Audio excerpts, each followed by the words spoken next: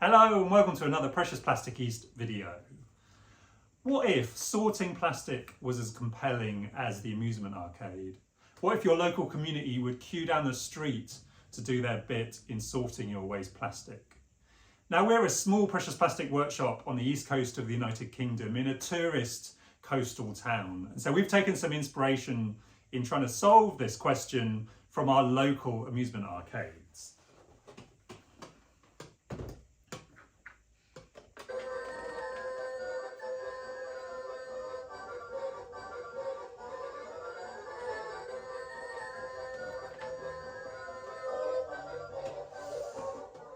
In this video, we're going to show you how to make your own litter arcade.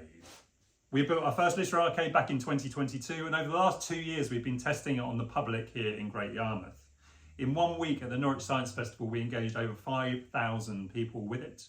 And we think actually with a few adaptations, it can be used to help sort plastic into colours, basically. And actually, by gamifying it, people will keep coming back for more. We've seen it happen.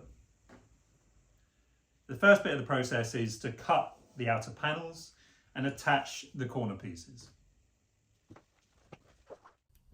Measure and mark 150 centimetres on your board.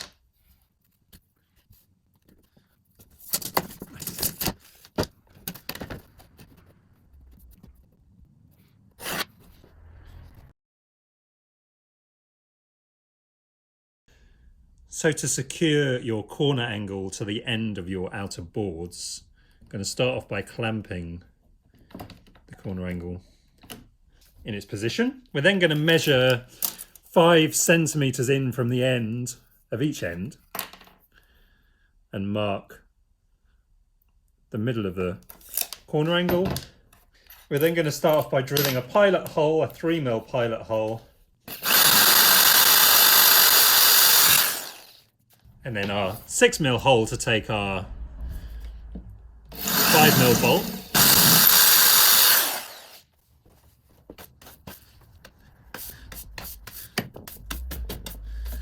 And then we're going to use a 5mm bolt with a Allen key cap head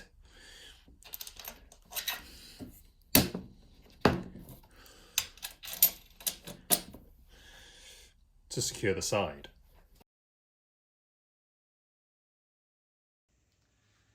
With your outer panels cut, now it's time to erect your gazebo and attach these panels.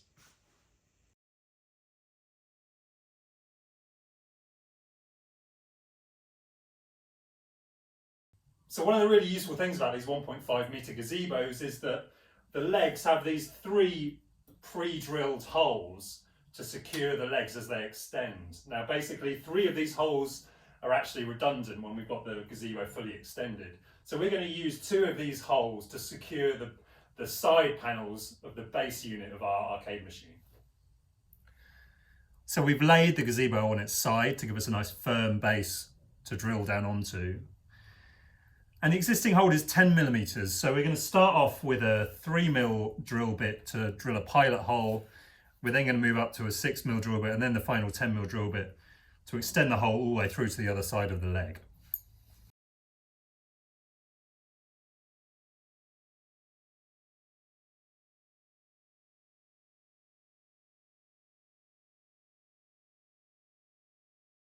So by this point you should have extended 2 of the holes in each leg of your gazebo so they go all the way through. You should have also secured these corner pieces to your outer sides, which means now it's time to mark the holes where the bolts are going to secure your outer sides to the legs of your gazebo. So to do this, it's really important to put in the adjoining side, because actually the way that adjoining side is secured is with the other side of the corner piece. So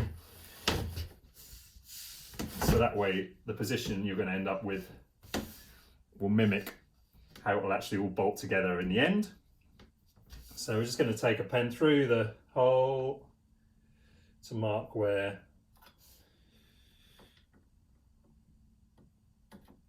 we want our bolt hole to secure the outer sides. So here we have our marks.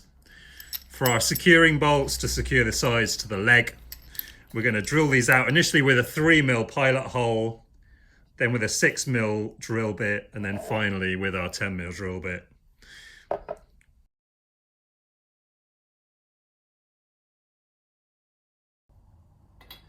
So now you've drilled your holes all the way through on each leg of your gazebo, it's time to attach the sides. Now the clever thing about the design of the sides are that each side only attaches to one leg, and the angle, the aluminium angle, is what secures its adjacent side, basically. So that side slots on like that,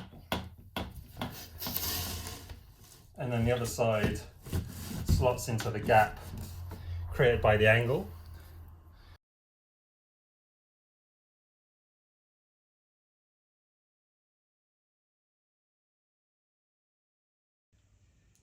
So for the next step, we're back to our panels that form the base unit. Now these panels are actually a sandwich of two pieces of plywood and some acoustic insulation in the middle, basically. So your next step is to cut your inner panels and attach the corner pieces that secure those inner panels. So measure 145 for the inner panels.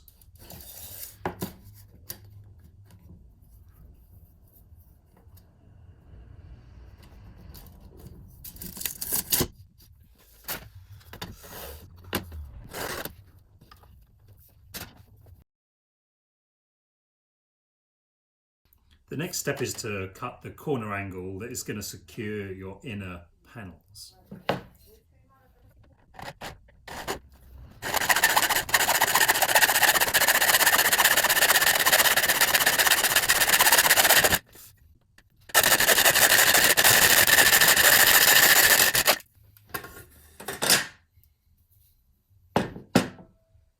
So to secure these corner angles, we're going to measure 10 centimeters from the end and make a mark in the middle of the side contacting the wood of the corner angle. We're then going to drill a 6mm hole at that point.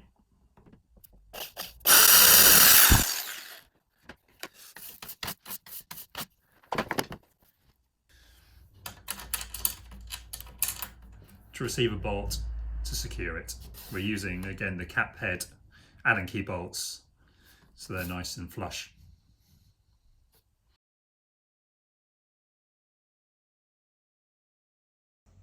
With these inner panels complete, now it's time to attach your acoustic insulation and also your hooks for your ground sheet.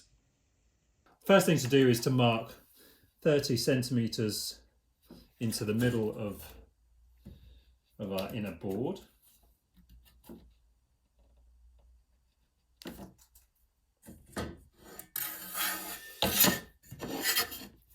We're then going to measure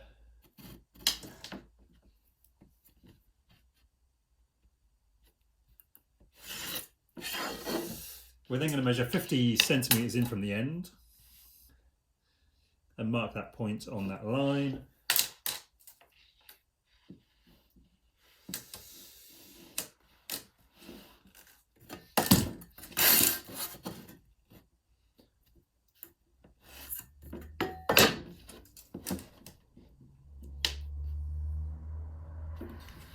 And that's where we're going to drill our holes. So we're going to use a 6mm drill bit.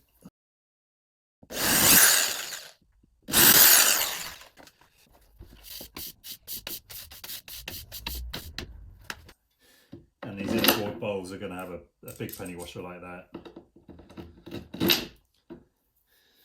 Okay, so this side here is the inner side of our 3-layer sandwich that forms the base of our arcade machine. And this is the side which we're going to stick our acoustic foam to, basically. So the first step is just to measure to ensure that we're going to get our foam in the middle. We're going to make a mark so that we can glue it in the right place.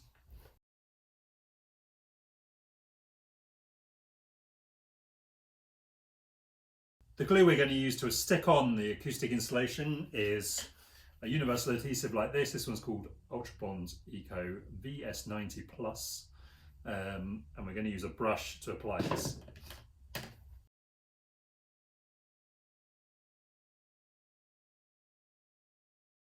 Once your acoustic insulation is stuck to the reverse of this board, you can extend the hole through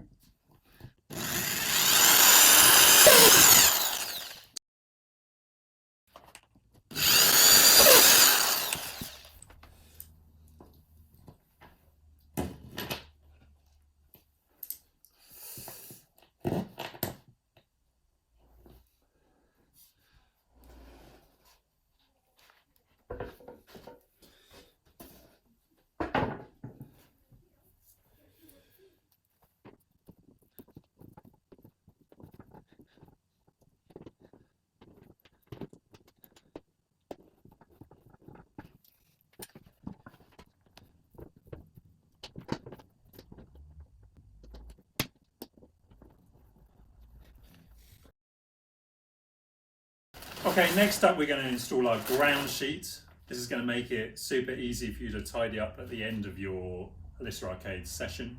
It's also going to prevent any plastic you put into your arcade from getting contaminated, I guess, if you're on a grassy or kind of earthy surface. So this is really important.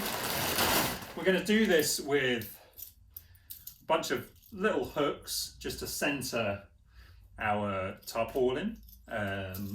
And then we're actually going to use Velcro basically. So Velcro is going to be the thing that secures it to the walls. But the key thing is initially to set up your hooks slap bang in the middle of your boards, about 20 centimeters off the ground. And this is going to go through the eyelets on your tarpaulin. So this is just going to make sure that the tarpaulin is centered and is nicely kind of fitted to the base unit of your arcade machine.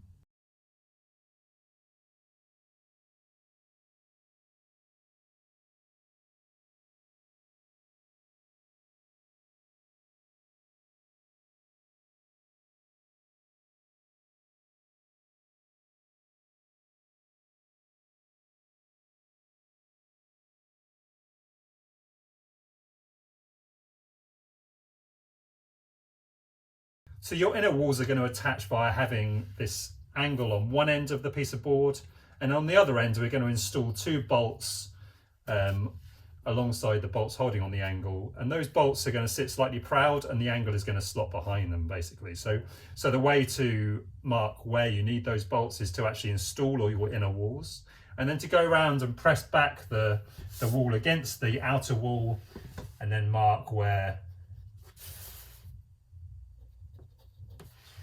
to drill the securing bolt. So we're going to drill out these two points that we've marked.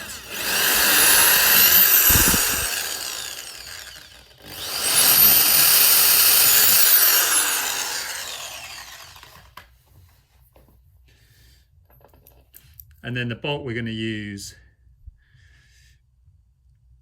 has a big penny washer and then two smaller washers behind, so that it creates a groove that the angle can slot into.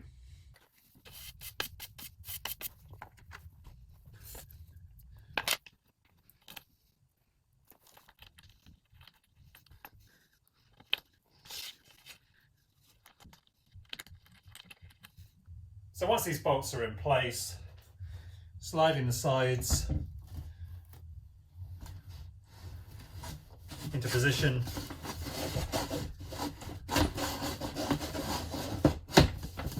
Is as simple as that.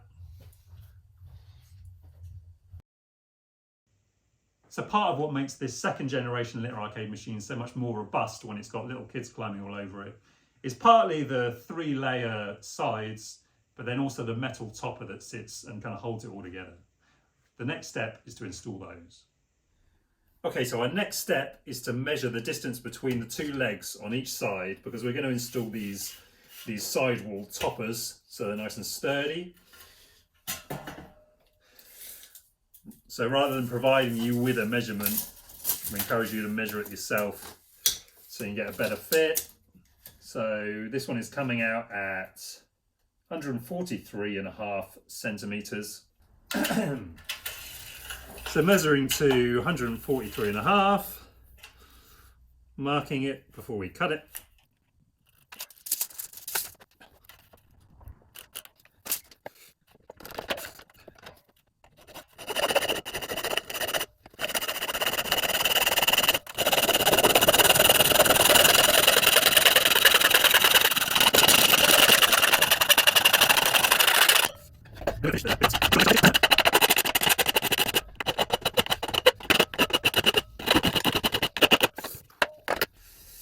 Now that the topper is cut, the measurement looks about right, and we're going to install it. So to install, it's a case of squishing the sandwich that creates the sidewall together. I think it's easier to start at one end and slide along. And then the challenging end is this final end.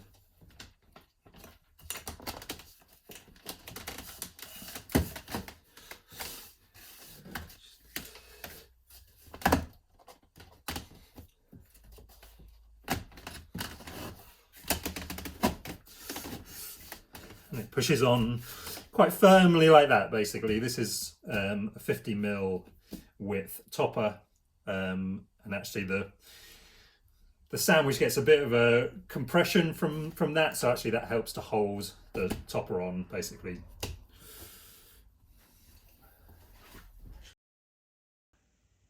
So a big bit of the theatre of your arcade machine is the collection tubes. Now, our generation 1 arcade machine only had 2 of these, and so people could go head to head. With this second generation machine that we're showing you today, we're going to have 4. And we've made the tubes bigger, so we're using a 200mm diameter tube. So actually that means we could actually use these machines to sort DVDs or bigger bits of plastic. But actually the diameter of the tubes is completely up to you. See what you can get hold of. Obviously it does affect what plastic can be sorted by the machine. Okay, so here's the clever thing about using 45-degree angles. It means that everything we're kind of creating mirrors like a right angle triangle. And on a right angle triangle, the 2 shortest sides are the same, basically. And it's easy to know what length the shortest sides are. So if we mark 50 on our tube here,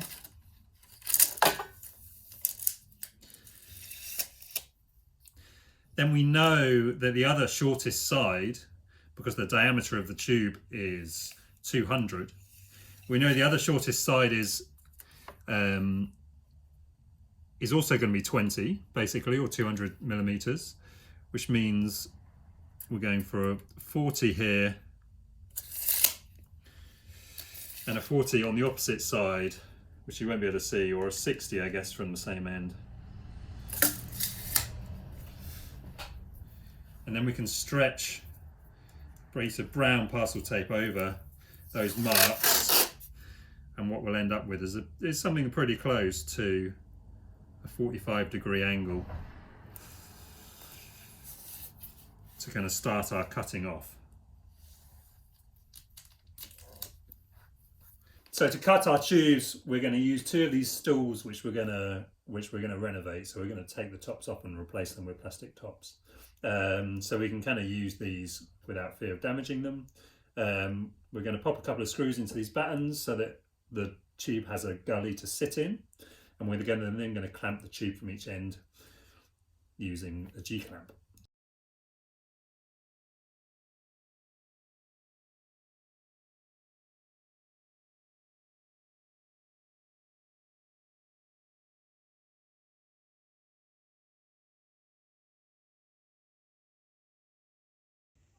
So the next step is to install your collection tubes, and these are going on all 4 of the walls of your arcade machine. To do this, you've got to cut through each of the 3 layers on each side panel, which is going to be a bit fiddly. We've got some good tips for you on that one. And then finally, you're going to install a support mechanism so that these tubes can be held in place. Okay, so we're nearly at our final step now. So we've got 4 of these collection tubes cut with a 45-degree angle. And the next step is to install these into the sidewalls of our base unit. The key measurement to remember in terms of this installation is to make sure the hole doesn't start below 25 centimeters, because actually that's where our collection tubs are going to sit, and so the tube has got to get over the side of our collection tub. And then usefully with these, actually, if you sit them on the ground like this, they will actually kind of sit against the side, flush with the side, so then you don't have to hold it while drawing round the footprint of the tube to create a line, which we're then going to cut with a jigsaw. So I guess it depends which length of tube you're going for as to whether you have that sort of easy solution to drawing the cut line. So there we go. So I've removed the topper and the inner wall on this side to cut the hole for this collection tube. We're going to start off by drilling a hole for the jigsaw blade to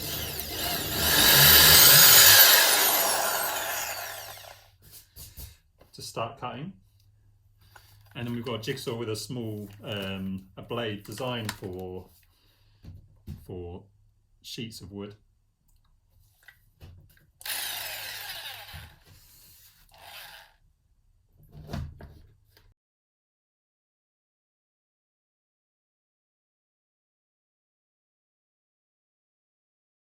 So I've replaced the inner wall, which has obviously got the acoustic insulation attached to the back of it, and the topper on this wall where we're installing the first of our collection tubes.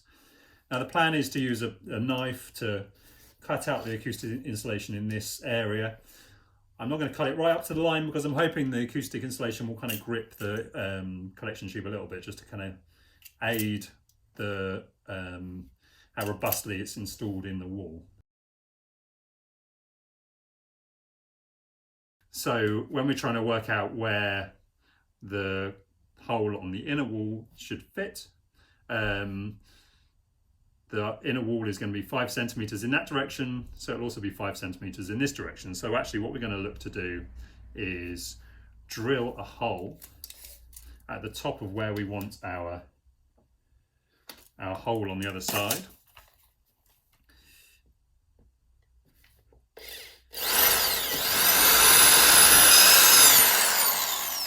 And we use that as a reference point.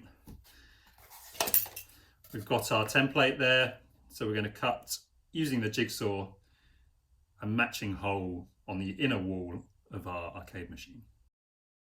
Okay, so we've mirrored the hole on the outside on the inner panel. So now it's time to attempt to install our collection tube.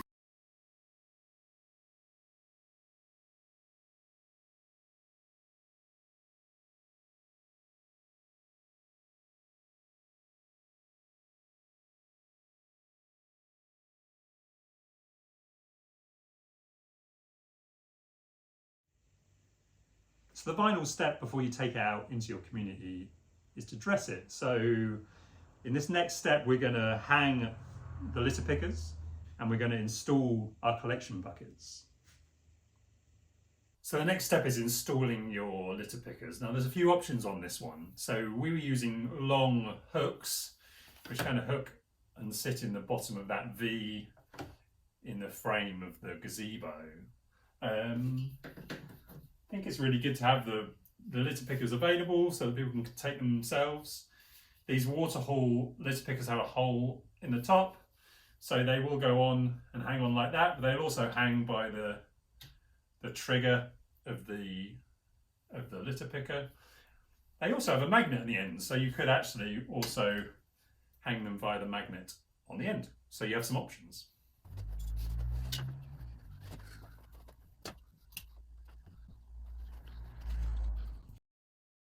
So in terms of collection tubs, if you've left that 25 centimeter height where the collection tube comes through the outer wall, then actually any of these kind of low slung storage boxes will work really well.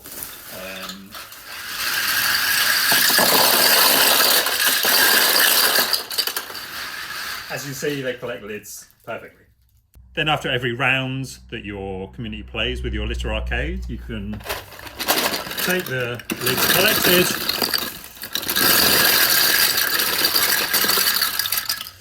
and siphon them off into a bag purely for green plastic. So if you followed all those steps, by now you should have your finished litter arcade machine, now filled with mixed colours of HDP lids, all ready for your community to come in and challenge each other to see who can pick the most of their colour in 30 seconds. I hope you've enjoyed building this thing. I hope you have a way more fun playing with it and using it within your community. We'd really like to hear how that goes.